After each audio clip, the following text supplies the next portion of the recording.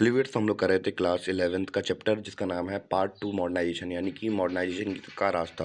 तो कैसे कैसे जापान और चाइना के बारे में हम लोग मेनली इसमें डिस्कशन करेंगे, कैसे कैसे वो डेवलप हुआ अलग अलग सर्कमस्टेंसेस में।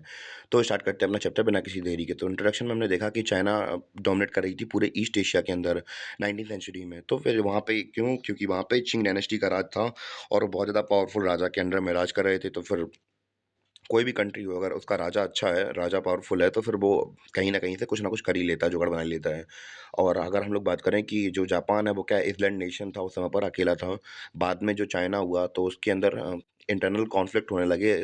मतलब जो हम लोग बात करें डायनेस्टीज़ थी उनके अंदर में, तो फिर धीमे-धीमे वो कॉलोनाइज़ेशन हो गया। किसने कर लिया? जापान ने कर लिया। जापान क्योंकि बहुत ज़्यादा सक्सेसफुल हो गया था, क्योंकि उसमें इंडस्ट्रियलाइज़ेशन मतलब इंडस्ट्रियल पावर बन गई थी और बहुत ज़्यादा पावरफुल हो गया। जापान ने पूरा कॉलोनी मतलब कॉलोनाइज़ेशन कर ली थी, कहाँ पे? चाइना के अंदर। सोचिए कि एक समय पर जहाँ चाइना इतना बड़ा किंगडम था, उससे जापान ने कॉलोनी बना दिया था, छोटे-छोटे से टापू के लोगों ने। इस चैप्टर के अंदर हम लोग चाइना और जापान के बारे में अलग-अलग फैक्टर्स पढ़ेंगे, कैसे-कैसे इनके बीच में डेवलपमेंट हुए। तो स्टार्ट करते हैं अपना चैप्टर। तो जापान की अगर हम लोग बात करें, तो जापान एक कलेक्शन है किसका? आइसलैंड्स का। तो आप लोग यहाँ पे मैप में देख रहे होंगे, तो यहाँ पे छोटे-छोटे टापू वगैरह हैं। तो इन्हीं टापुओं को मिलाकर क्या कहा जाता है? ये जापान है। तो यहाँ पे हम लोग बात करें 4 सबसे बड़े बड़े प्रांत हैं, या फिर हम लोग बात करें 4 डिवाइडेड में यहाँ पे टापुओं को डिवाइड कर दिया गया है। होन्शु, क्यूशु, शिकोकू और होक्काइडो। तो ये यहाँ के बड़े-बड़े टापू हैं, जो जो 4 पार्ट में डिवाइड कर दिए हैं हमने। और हम लोग बात करें कि यहाँ पे कोई रिवर सिस्टम नहीं है, क्योंकि ये जो टापू हैं ये समुद्र के बीचों-बीच हैं, मतलब समुद्र में है, इस वजह से यहाँ पे कोई रिवर सिस्टम का कोई सीन ही नहीं है। और यहाँ पे जो हम लोग बात करें कि ज़्यादा से ज़्यादा एरिया के अंदर यहाँ पे क्या आते रहते हैं, जापान ऐसी जगह पे है जहाँ पे अर्थक्वेक नॉर्मली हमें देखने को मिलते हैं, मतलब कि जो जापान है वो अर्थक्वेक प्रोन एरिया है। और यहाँ पे हम लोग बात करें कि भले ही जापान लोग रहते हों, पर यहाँ पे दूसरी कम्युनिटीज़ भी रहती हैं, जैसे कि एन्यू माइनॉरिटी हुई और कोरियंस हुए, जो कि यहाँ पे लाए गए थे फोर्स्ड लेबर, यानी कि व्यवस्थित गुलाम के तौर पर लाए गए थे। कहाँ पे? जब जब जापान कॉलोनी बना रहा है सबको, तो उस समय पर लाए गए थे और वही कम्युनिटी यहाँ पे आज भी रहती हैं। तो ज़्यादातर जो कम्युनिटीज़ हैं, मेजॉरिटी लोग क्या बोलते हैं? जापानीज़ बोलते हैं। और यहाँ पे कोई है एनिमल हस्बेंड्री का कोई कॉन्सेप्ट नहीं है। और नॉर्मली यहाँ पे जो स्टेपल डाइट है, यानी कि लोग खाते पीते क्या है? राइस यहाँ की स्टेपल डाइट है, और प्राइमरी फिश यहाँ पे मेन प्रोटीन का सोर्स है। जैसे कि हम लोग साउथ इंडिया के अंदर देखते हैं कि यहाँ पे लोग क्या करते हैं, चावल और मतलब चावल और मछली वगैरह खाते हैं। और नॉर्मली हम लोग यही देखते हैं अलग-अलग जगह अलग-अलग स्टेपल डाइट होते हैं, यानी कि नॉर्मल खाना क्या खाया जाता है। जैसे कि यहाँ पे यूपी में हम लोग बात करें क्या खाया जाता है, कि यहाँ पे रोटी दाल खाई जाती है, और बिहार में अलग-अलग चीज़ें खाई जाती हैं। और हर हर जगह का अलग-अलग सीन रहता है, कि बंगाल में चावल वगैरह भी चलते हैं वहाँ पे। तो ये स्टेपल डाइट होते हैं। हम लोग बात करेंगे पॉलिटिकल सिस्टम की। तो हम लोग बात करेंगे जापानीज़ पॉलिटिकल सिस्टम क्या था। तो क्योतो से जो एम्परर था वो रूल करता था जापान के अंदर। तो 12th सेंचुरी में क्या था कि जो इम्पीरियल कोर्ट होती थी वही राज करती थी। पर बाद में जो शोगन्स थे उन्होंने क्या कर दिया, उनको मतलब हरा दिया, और मतलब फिर खुद राज करने लगे। जो शोगुन्स थे वो मेंबर थे तोकुगावा फैमिली से, और जिनका जो टाइम पीरियड है वो लिखा है 1603 से लेकर 1613 से लेकर यहाँ तक इनका टाइम पीरियड था। और हम लोग बात करें कि जो इनकी कंट्री थी वो डिवाइडेड थी 250 डोमिनेंस में, और जो कि आती थी डेमियो लॉर्ड्स के अंदर। और डेमियो लॉर्ड्स किसके अंदर आते थे? शोगुन्स के अंदर, यानी कि एक तरीके से शोगुन्स को राजा मानिए, और ये इनके अंदर में काम करते हैं, ये लॉर्ड्स वगैरह हैं छोटे-छोटे।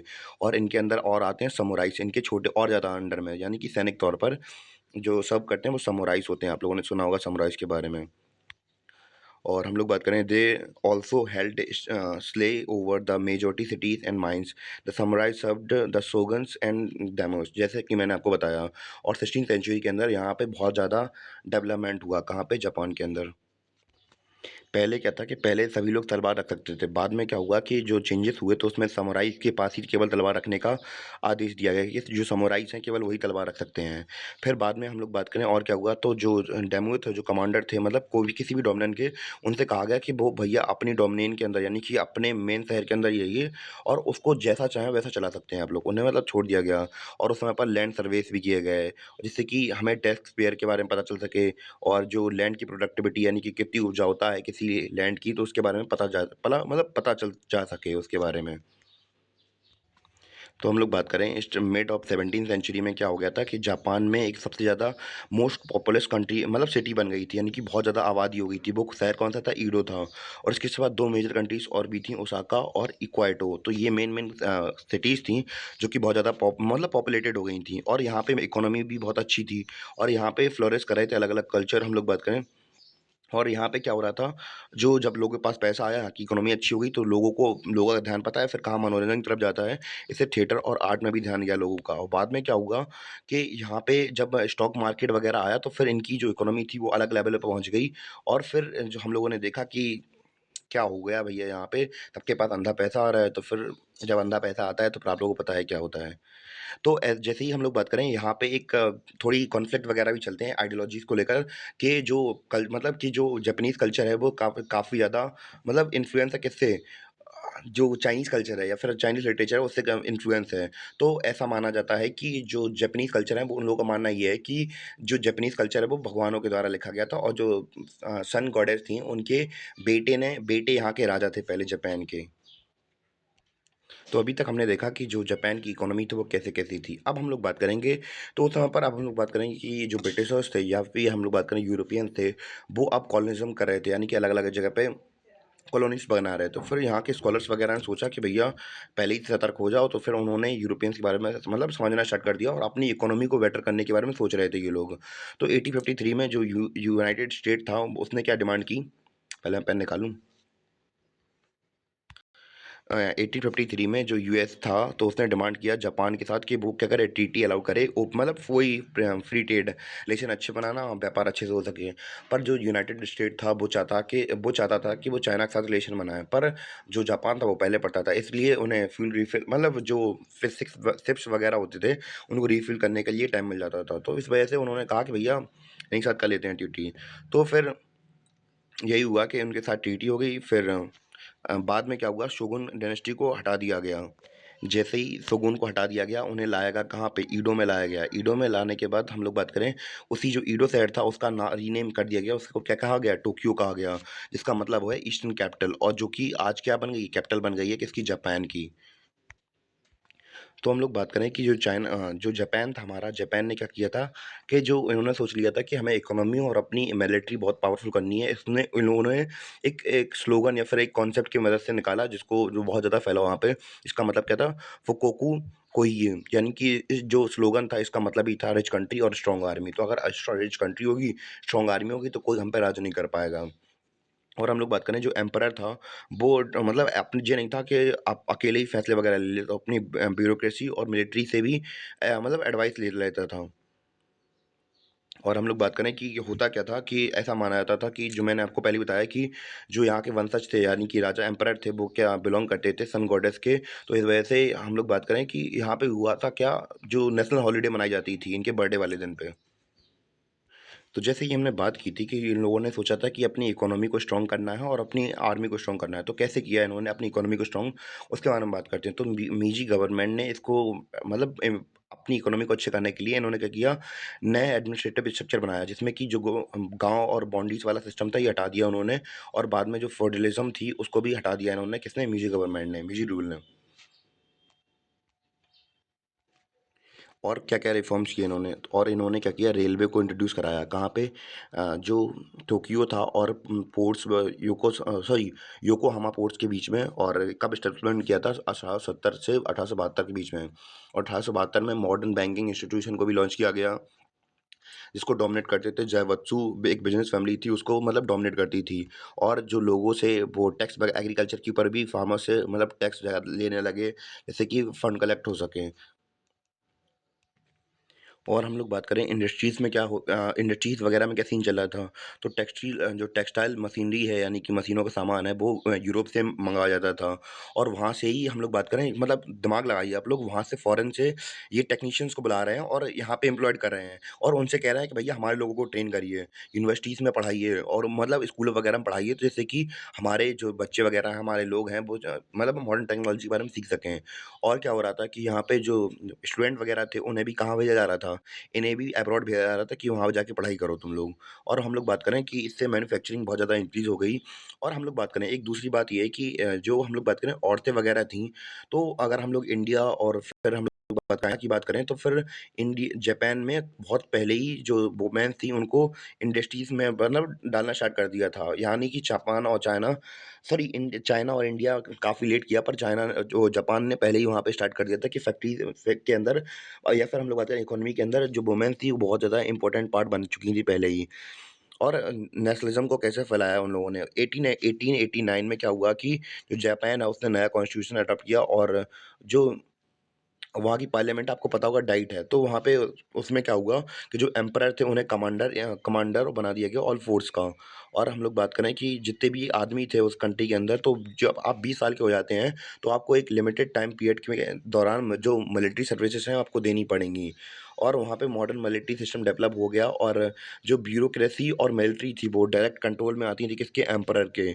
और अब हम लोग बात करेंगे डेली लाइफ़ के, यानी कि रोज़मर्रा की लाइफ़ में लोगों के साथ क्या-क्या चेंजमेंट हो रहा था उसके बारे में बात करेंगे। कि तो नया स्कूल सिस्टम इंट्रोड्यूस कराया गया 1870s में, और वहाँ पे स्कूलिंग कंपल्सरी कर दी गई, यानी कि कन्फर्म ही कन्फर्म है कि आपको चाहे वो लड़का हो चाहे लड़की हो तो आपको पढ़ाई करनी पड़ेगी। तो 1910 तक ये मतलब बहुत अच्छा तरीके से इम्प्लीमेंट वगैरह हो गया था। और जो ट्यूशन फीस थी, यानी कि हम लोग बात करें स्कूल की जो फीस वगैरह थी बहुत कम लगती थी। और जो ये टोक्यो है वहाँ पे यूनिवर्सिटी एस्टेब्लिश हुई थी कब, 1877 में, यानी कि 1877 में। हम लोग बात करेंगे जो जैसे कि हमें पता है कि जो जापान था उसने वर्ल्ड वॉर में पार्टिसिपेट किया था, तो बाद में उसके साथ क्या हुआ कि उसे हरा दिया गया किसके द्वारा, जो एलाइड पावर्स थी उन्होंने उसको हरा दिया था। और जो हम लोग बात करें यहाँ के जो बड़े-बड़े शहर थे जिनका नाम था हिरोशिमा और नागासाकी, यहाँ पे उन्होंने बॉम्बार्ड किए थे। और मतलब एक नियरली शहर पूरा डिस्ट्रॉय हो चुका था इनका, मतलब पूरा देश तबाह हो चुका था। और हम लोग बात करें, और जब इन्होंने वॉर वगैरह हो गई तो इसके बाद जो मतलब इन लोगों ने कॉन्स्टिट्यूशन बनाया, तो कॉन्स्टिट्यूशन में इंक्लूड कर दिया कि चाहे जो हो जाए, पर जो जापान है वो कभी भी वॉर नहीं लड़ सकता है। और यही हुआ, इनके आर्टिकल 9 में मतलब ऐड कर दिया गया। और दूसरा ये था कि जो जापान था, भले ही चाहे इतनी आपदा आई इन लोगों के ऊपर, तो इन्होंने अपने आप को रीबिल्ड किया। और क्या बनाया, और मतलब दोबारा से अपने आप को खड़ा कर लिया। और मतलब इसे क्या कहा जाता है, मिरेकल कहा जाता है कि भैया चाहे जो जापानीज़ इकोनॉमी है इन्होंने इतनी जल्दी अपने आप को खड़ा कर लिया था कि कोई एक्सपेक्ट नहीं कर रहा था कि जापान इतनी जल्दी तरीके से क्या करेगा, अपने आप को खड़ा कर पाएगा। तो यहाँ पे तो हमने यही कॉन्स्टिट्यूशन देख ही लिया था कि इन लोगों ने नया कॉन्स्टिट्यूशन बनाया था। इसमें क्लॉज़ वगैरह मतलब आर्टिकल भी है, यानी कि चाहे कुछ भी हो जाए जो जापान है वो युद्ध नहीं लड़ सकता है।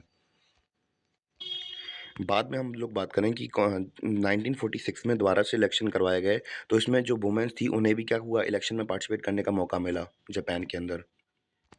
और हम लोग जापान की बात करें तो जापान में जो हम लोग देखें कि यहाँ पे एडवांस टेक्नोलॉजी थी, इस वजह से यहाँ पे बेटर गुड्स मिलते थे लोअर प्राइसेस पे। तो बेसिकली भैया, तो यूएस में या फिर दूसरी कंट्रीज़ में, तो इनके जो हम लोग बात करें कि इकोनॉमी बूस्ट करवा दी कैसे, क्योंकि इनके भैया जो सामान वगैरह हैं वो थोड़े सस्ते मिलते थे। और 1960 में हम लोग बात करें यहाँ पे ओलंपिक्स वगैरह हेल्ड करवाया गया टोक्यो में। और यहाँ पे जब जब लोगों ने यहाँ पे आके देखा कि भैया इनकी इकोनॉमी कितनी अच्छी है और कितना सामान देते हैं, तो काफ़ी अच्छा मतलब रिस्पॉन्स मिला है इनको पूरे वर्ल्ड वाइज़। और हम लोग बात करें यहाँ पे हाई स्पीड ट्रेन चलाएँगे, बुलेट ट्रेन्स वगैरह चलाएँगी जिसका नाम क्या था? शिंको सॉरी शिंकानशेन नाम रखा गया उस ट्रेन का। और जो कि चलती थी कितनी 200 माइल्स पर आवर की स्पीड से चलती थी। और भैया इतनी ज़्यादा डेवलपमेंट हो रही थी, तो फिर यहाँ पे हम लोग बात करें कि पॉल्यूशन तो फिर आम सी बात है, जहाँ पे डेवलपमेंट ज़्यादा होता है वहाँ पे पॉल्यूशन भी ज़्यादा मात्रा में होता है। तो इसके खिलाफ प्रोटेस्ट वगैरह भी चलने लगे। पर हम लोग बात करें कि जापान की पॉलिटिकल और टेक्नोलॉजिकल एबिलिटीज़ के दौरान इनके पास इतनी अच्छी-अच्छी मतलब टेक्नोलॉजी थी। इसके दौरान इन्होंने एक अपनी अच्छी पोज़ीशन बना ली पूरे वर्ल्ड में। और इनकी अच्छी इमेज बनी हुई है। आज भी हम लोग देखेंगे कि इनकी अच्छी इमेज है पूरे वर्ल्ड में। अगर कोई कहे तो यही लोग कहते हैं कि जो जापान है वो 50वीं मतलब 2050 में जी रहा है, ऐसा लोग कहते हैं। तो ये वाला सीन चल रहा था। अब हम लोग बात करेंगे चाइना के बारे में। तो अगर हम लोग चाइना की बात करें तो ये क्या है, लार्जेस्ट कॉन्टिनेंट है पूरे मतलब ये कितना आप लोग साइज वाइज देखिए यहाँ पे कितना बड़ा मतलब देश है। और मतलब एशिया में तो काफ़ी बड़ा ही है एशिया के पर्सपेक्टिव से देखा जाए तो बेसिकली यहाँ पे 3 रिवर सिस्टम चलती हैं। और पहली कौन कौन सी हैं वो, येलो रिवर जिसे वांग ही कहा जाता है, यांगत्से रिवर कहा जाता है, और इसे जो कि चैंगजियांग है जो दुनिया की सबसे तीसरी लंबी रिवर है और पीएल रिवर। और हम लोग बात करें कि इसका जो mountain covers a large portion of country, यानी कि यहाँ पे बहुत बड़े-बड़े पहाड़ हैं जिसमें कई जो कंट्री है उसका बहुत बड़ा पोर्शन घेर के रखा हुआ है। और यहाँ पे अलग-अलग एथनिक ग्रुप्स हैं, जैसे कि हांग हुआ, उइगर हुआ, हुई हुई, मांचू हुआ और तिब्बतियंस हुए। और ज़्यादातर यहाँ पे चाइनीज़ और कैटालोनीज़ बोली जाती है यहाँ पे। और हम लोग जो आज के समय पर जो मॉडर्न चाइना देखते हैं, इसके हमें सबूत कहाँ से मिलते हैं 16th सेंचुरी से, जब चाइना पहली बार यूरोपियन यानी कि हम लोग बात करें वेस्ट के साथ टच में आया था।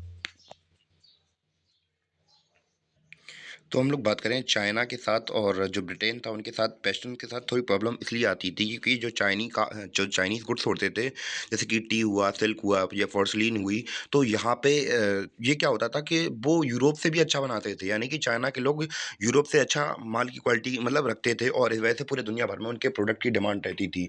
इस वजह से बहुत बार ये होता था कि जो मतलब ट्रेड होता था, उसमें बहुत ज़्यादा दिक्कत होती थी और जो वेस्टर्न गुड्स थे और मतलब यहाँ पे डिमांड तो थी नहीं, तो पेमेंट ज़्यादातर किसमें होती थी? आप भैया अब बार्टर सिस्टम में तो यही होता है कि जो ट्रेड होता है वो किससे होता है? सामान के बदले लेना-देना होता है, पर सामान इनका खुद इतना अच्छा है, तो फिर भैया लेंगे कैसे? इसलिए वो लोग क्या करते थे, वो लोग इस्तेमाल करते थे चाँदी का, तो चाँदी से इन्हें थोड़ी प्रॉब्लम होती थी। फिर बाद में क्या हुआ कि जो इंडिया था, इंडिया के अंदर ओपीएम की प्रोडक्शन काफ़ी अच्छी होती थी। तो जो फिर बाद में क्या हुआ कि ओपीएम को मतलब प्रोडक्शन जब इंडिया में अच्छी हो रही थी, तो जो अंग्रेज़ थे उन्होंने दिमाग लगाया कि भैया इसमें ओपीएम में ही क्यों हम लोग ट्रेड ना करें। तो फिर जो अंग्रेज थे वो ओपीएम से मतलब ओपीएम में ट्रेड करने लगे। तो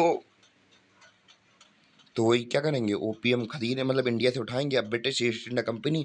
आप सोच के देखिए कितना फ़ायदा हो रहा है उन्हें, क्योंकि इंडिया के भैया मालिक तो ये खुद बने बैठे हैं। जब मालिक खुद बने बैठे हैं, तो फिर जो ओपीएम है ओपीएम प्रोडक्शन में इन्हें ज़्यादा कुछ घाटा होना नहीं है।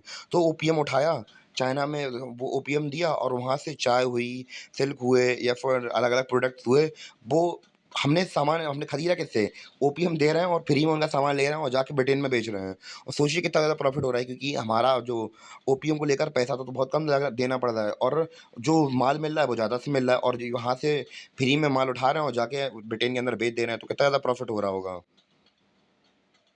तो अब हम लोग बात करेंगे ये ट्रायंगुलर ट्रेड से क्या होने लगा, इन लोगों के बीच में प्रॉब्लम्स होने लगी इसके ब्रिटेन, चाइना और इंडिया के बीच में। तो इससे क्या हुई फर्स्ट ओपीएम वॉर हो गई और मतलब फिर फर्स्ट वॉर में चाइना की जो शिंग डायनेस्टी थी उससे पावर ले ली गई और फिर हम लोग बात करेंगे सेकंड ओपीएम वॉर के बारे में। तो सेकंड ओपीएम वॉर भी हो गई भैया। तो जो लियांग केचों थे तो उन्होंने ट्रेडिशनल तरीकों को नए तरीके से इस्तेमाल किया और जो वेस्टर्न था मतलब वेस्टर्न चैलेंजेस से उनको मतलब टैकल करने में हेल्प की और इन्होंने पॉपुलराइज़ कर दिया चाइनीज़ रेवोल्यूशन। यानी कि अपने देश के लिए कुछ करो लोगों और ऐसा मतलब इन्होंने नेशनलिज़्म फैलाया। और हम लोग बात करेंगे सन यत सेन की। तो ये एक रिपब्लिकन रेवोल्यूशनरी थे जो कि जापान और वेस्ट के आइडिया से इंस्पायर थे और इन्होंने ही फाउंडेशन रखी किसकी मॉडर्न चाइना की। और इन्होंने रिपब्लिक्स इन मतलब 1911 में अपने आप को एस्टेब्लिश कर दिया वहाँ पे। तो हम लोग बात करेंगे कि जो हमारा चाइना था वो इतना ज़्यादा मॉडर्न कैसे हो गया। तो हम लोग बात करेंगे जो शन यन अभी हमने पीछे बात की थी सन यत सेन की। तो इन्होंने जो मांचू डायनेस्टी थी उन्हें हटा दिया और इन्होंने मतलब प्रोग्राम्स वगैरह चलाए। तो 3 प्रिंसिपल थे इनके प्रोग्राम के नेशनलिज़्म यानी कि राष्ट्रवाद या फिर देशवाद होता है हमारा।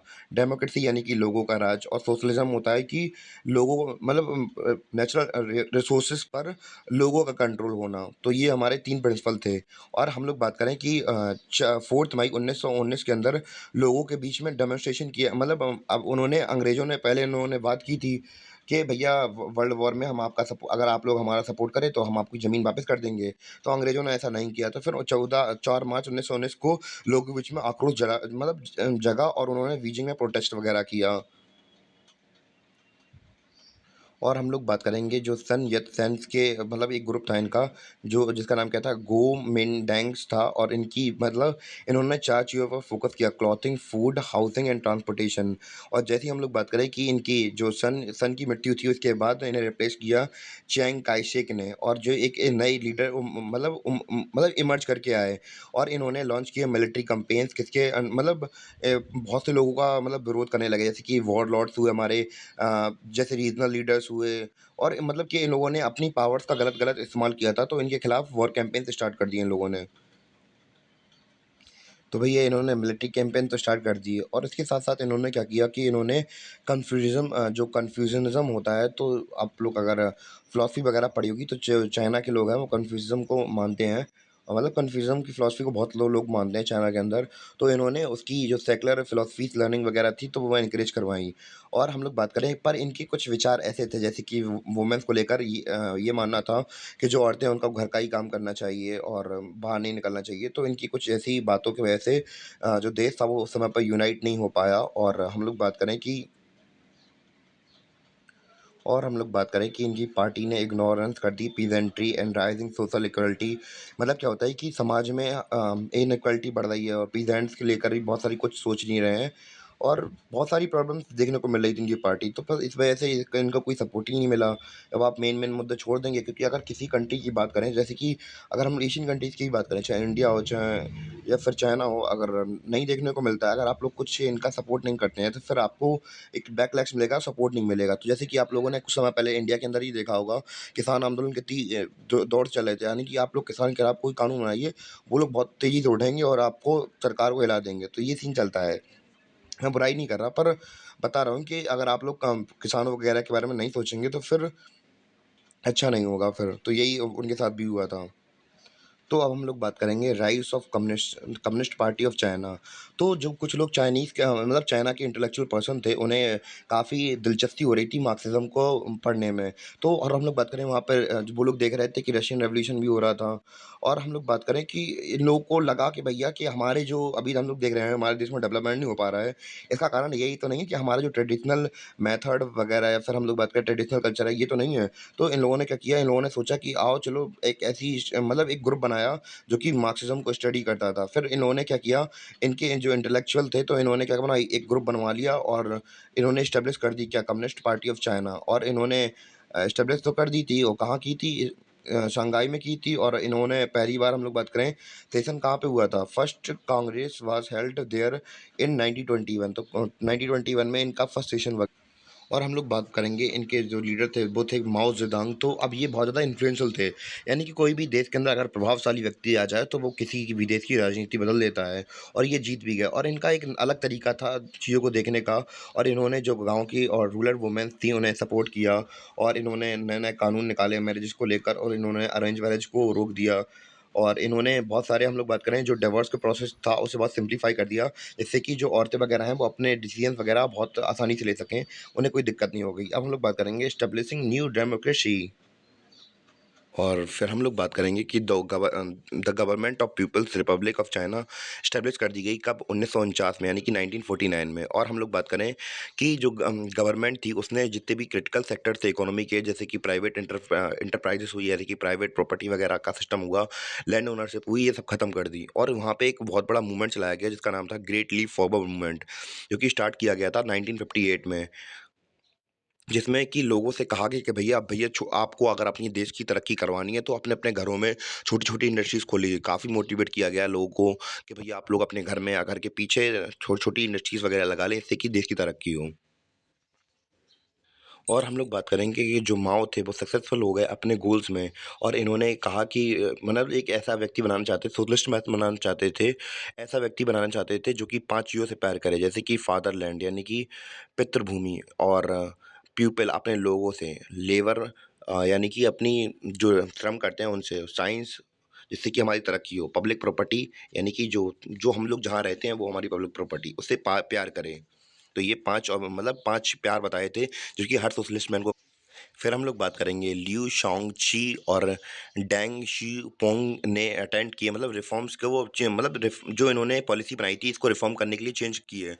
क्योंकि जो ये लोग स्टील वगैरह बना रहे थे, वो जो वैकयार्ड में बना रहे थे, तो जो इंडस्ट्रियल यूज़ होता था उसके पर्सपेक्टिव से नहीं थी वो, मतलब उसका कोई यूज़ नहीं हो रहा था ज़्यादा। हम लोग बात करेंगे कन्फ्लिक्टिंग विजन्स के बारे में, किसके किसके बीच में थे वो, उसके बारे में थोड़ी चर्चा करेंगे। और हम लोग बात करें कि 1965 में जो माओ थे उन्होंने लॉन्च किया क्या ग्रेट प्रोलेटेरियन कल्चरल रेवोल्यूशन। तो इसमें था क्या कि जो रेड गार्ड्स थी प्राइमरली उनमें कौन थे स्टूडेंट और सोल्जर थे जिनका काम ये था कि जो पुराने कल्चर वगैरह है उसको दबा दो और मार्क्सिज्म को फैलाओ ज़्यादा से ज़्यादा। उन्हें ये नहीं पता था कि रेसिज्म क्या होता है, फिर कोई बात तरक्की कर रहा है या नहीं कर रहा है, उन्हें केवल अपनी फिलॉसफी फैलाने से मतलब था। और हम लोग बात करें कि क्या हुआ इससे कि जो पार्टी की इमेज थी बहुत कम हुई और बहुत पार्टी वीक हो गई और इससे एजुकेशन और इकोनॉमी के ऊपर बहुत ज़्यादा हार्म पड़ा। और फिर क्या हुआ 1975 में, तो 1975 में जो लोग थे उनको मतलब डिसिप्लिन करने के लिए इंडस्ट्रियलाइजेशन को लेकर मतलब काफ़ी ज़्यादा फोर्स किया।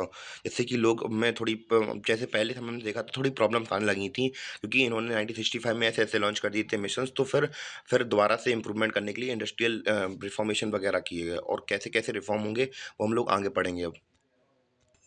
तो कौन-कौन से रिफ़ॉर्म्स आए थे, तो जो डेंग याओपिंग थे, तो उन्होंने अपने कंट्रोल के अंदर 4 मतलब इकोनॉमी को रिफ़ॉर्म करने के लिए अलग-अलग मूवमेंट्स निकाले थे, यानी कि 4 इन्होंने गोल्स डिक्लेयर कर दिए थे कि हम लोग मॉडर्नाइज़ेशन की तरफ बढ़ेंगे। तो वो सेक्टर कौन-कौन से थे, तो इन्होंने डेवलप करने की बात की थी साइंस, इंडस्ट्री, एग्रीकल्चर और डिफेंस। और हम लोग बात करें, इन्होंने कहा था कि 5वां मॉडर्नाइज़ेशन का मतलब 5वां वेपन यही है कि हमारा डेमोक्रेसी है, यानी कि बिना डेमोक्रेसी के ये चारों बर्बाद हैं। तो बहुत सारे स्टूडेंट ने इनका प्रोटेस्ट वगैरह भी किया, तो पर उन्हें दबा दिया गया। हम लोग बात करेंगे स्टोरी ऑफ ताइवान कि ताइवान के अंदर क्या चल रहा था। तो हम लोग बात कर रहे थे ताइवान की। तो ताइवान एक जापानीज़ कॉलोनी थी क्योंकि उन्होंने जो चाइना से वो जीत ली थी। कब एक वॉर में 1894 से जो 1894 वॉर हुई थी उसमें इन्होंने ताइवान को जीत लिया था। कितने जापान ने, किससे, चाइना से। और जो कायरो डिक्लेरेशन थी 1943 में हुई थी। तो इसमें क्या हुआ था कि जो जापान था उसने उन्होंने चाइना को वापस कर दिया था, क्या, ताइवान को। और पर जो मतलब ताइवान के लोग थे वो चाहते थे कि वो क्या बन जाए, फ्री कंट्री बन जाए, वो चाइना के पास ना जाए। पर जो चाइना था उसने ऐसा नहीं होने दिया। और क्या था कि अब यहाँ पे जो ताइवान के अंदर लोगों के अंदर फ्री स्पीच के जो कॉन्सेप्ट थे वो भी नहीं दिए गए कि आपके पास फ्री स्पीच के राइट्स भी नहीं है। और यहाँ के जो मतलब लोग थे वो अपोजिशन पार्टी में शामिल भी नहीं हो सकते थे। और ये भी था कि वहाँ पे बहुत अच्छे रिलेशन नहीं चल रहे थे। पर बाद में क्या हुआ कि 1987 की बात की जाए तो वहाँ पे जो लॉस वगैरह थे वो हटा लिए गए। तो फिर वहाँ पे परमिशन मिल गई थी कि आप अपोजिशन पार्टी में शामिल हो सकते हैं। और काफ़ी ज़्यादा अच्छे रिलेशन के साथ मतलब अपडेट हुए चाइना के साथ साथ। पर हम लोग बात करें, और हालाँकि हम लोग बात करें कि और पावर्स मिली कि जो ताइवान के मतलब लोग हैं वो क्या अपनी पॉलिटिकल पार्टी बना सकते हैं। पर हम लोग जैसा कि बात कर रहे थे कि चाइना अपना पार्ट समझता है ताइवान को। तो वो किसी अगर दूसरी कंट्री के साथ ट्रेड करना चाहते हैं तो फिर उन्हें चाइना के थ्रू ही जाना पड़ेगा।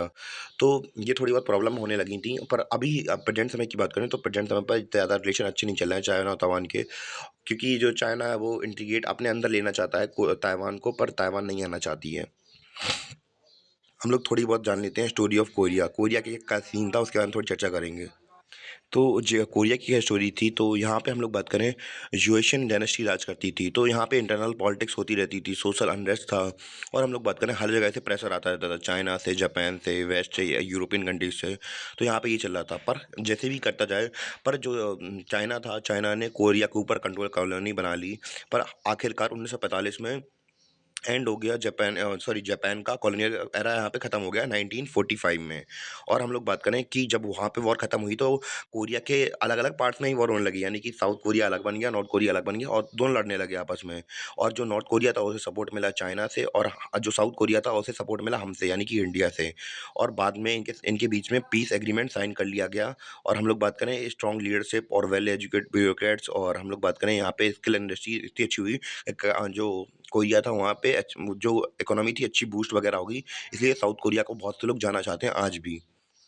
अब हम लोग बात करेंगे टू रोड्स ऑफ मॉडर्नाइजेशन, उसके बारे में बात करेंगे, जैसे कि चाइना और जापान ने कैसे-कैसे अपने रास्तों के थ्रू जो सब कुछ था वो चेंज कर दिया, अपने आप को कैसे ट्रांसफ़ॉर्म कर दिया पूरा का पूरा। और हम लोगों ने देखा था कि कैसे-कैसे जापान ने अपने आप को अपनी इंडिपेंडेंस को मेंटेन करने के लिए युद्ध लड़े और अलग-अलग चीज़ें की। और उसी तरफ अगर हम लोग बात करें, चाइना ने काफ़ी बार ह्यूमिलेट होके, यानी कि काफ़ी बार वॉर में हार कर अपने आप को मॉडर्न किया। और कैसे-कैसे बस यही हम लोगों ने देखा कि कैसे-कैसे इन लोगों ने पावर गेन की, कैसे-कैसे अटेन की, क्या-क्या रिफ़ॉर्म्स वगैरह की। तो इसी बारे में हमारा चैप्टर था। उम्मीद है कि आपको चैप्टर समझ में आया हो। अगर कहीं भी थोड़ा बहुत बीच-बीच में मुझे लग रहा था कि ग्लिच वगैरह आए हुए हैं, तो उनके लिए मैं पहले ही आपसे सॉरी बोल देता हूँ कि बीच-बीच में थोड़ा बहुत ग्लिचेस वगैरह आ रहे थे। तो एक्चुअली मेरा सिस्टम थोड़ा हैंग कर गया था मेरे फ़ोन का, तो इस वजह से थोड़ी रिकॉर्डिंग में प्रॉब्लम्स आई।